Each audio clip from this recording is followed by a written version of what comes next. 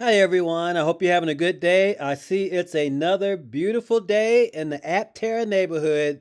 And so we're going to talk about more things about Aptera, and we're going to get right into this right now. So let's get into it.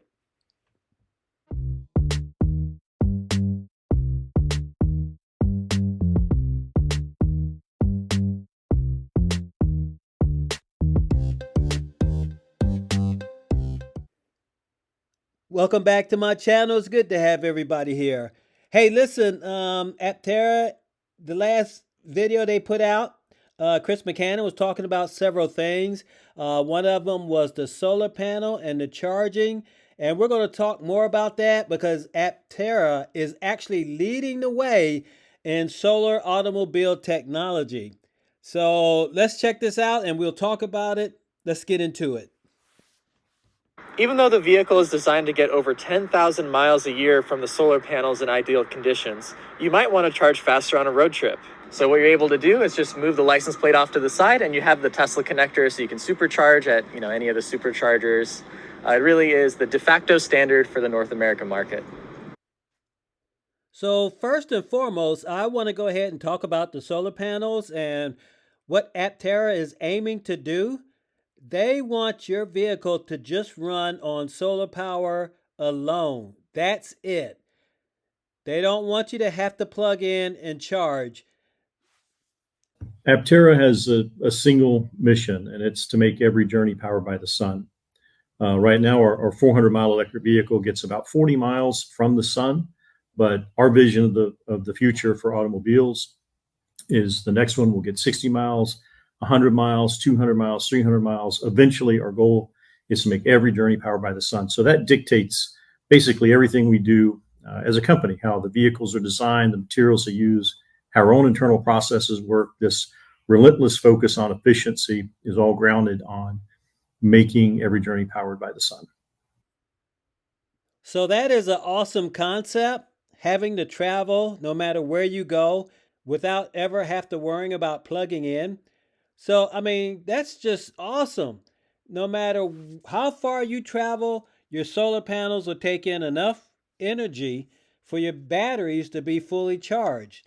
And that's just an awesome thought, not ever have to worry about paying out for electricity or any of that. And we can see that Aptera is slowly moving there as he brought out right now. They get about 40 miles a day. And next they want to pursue 60 miles, 80 miles. So they're going to get there. And then Chris McCann brought out about because right now you can only get up to about 40 miles a day. What if you want to travel 300 miles away somewhere or 500 miles away? You still have to stop and charge up. So at Terra, they did something that was really awesome. They petitioned to have Tesla's charger to be the normal charger for the US. But we feel that the charging infrastructure in the U.S. is terribly lacking for where we want to be in 10 years. I mean, it's easy to say that Washington state wants to have an all-electric vehicle fleet by 2030, and California wants to have an all-electric vehicle sales mandate by 2035. The grid is not ready. The infrastructure is not ready. All the way from, how the utilities deal with electric vehicle charging. We're facing brownouts here in California because we have a lot of electric vehicles on the grid and no one's added the extra, electrical grid infrastructure to compensate for that. But in the future, all the way down from how the utilities handle that to how you actually plug your vehicle in. And, years ago, we saw the evolution of the J1772 connector.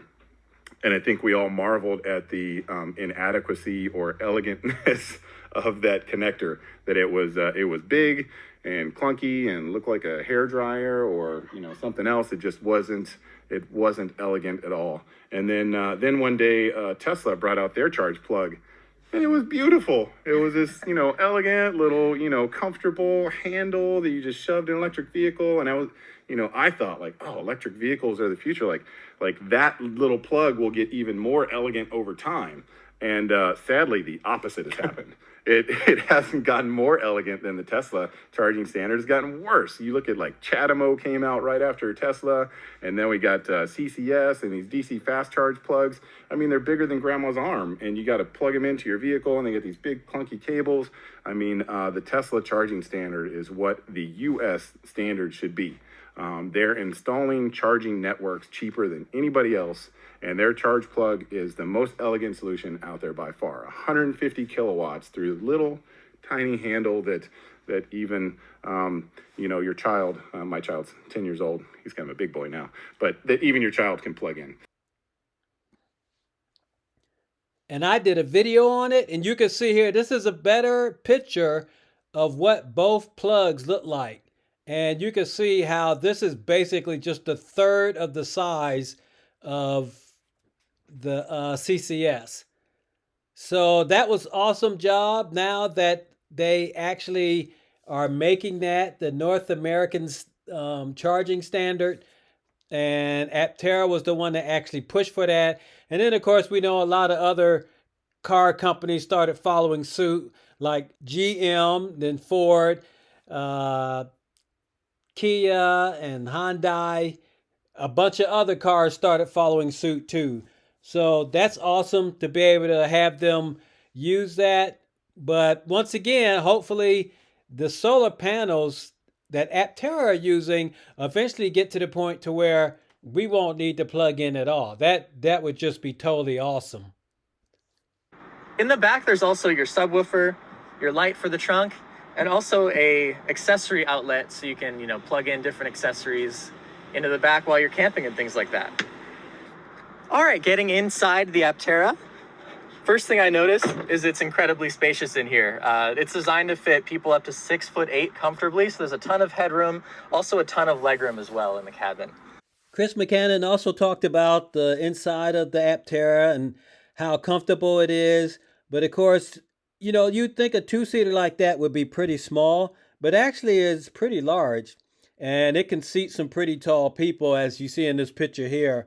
But I was looking at this one, and it looks like the guy on the left is taller. He looks like he's probably at least 6'6".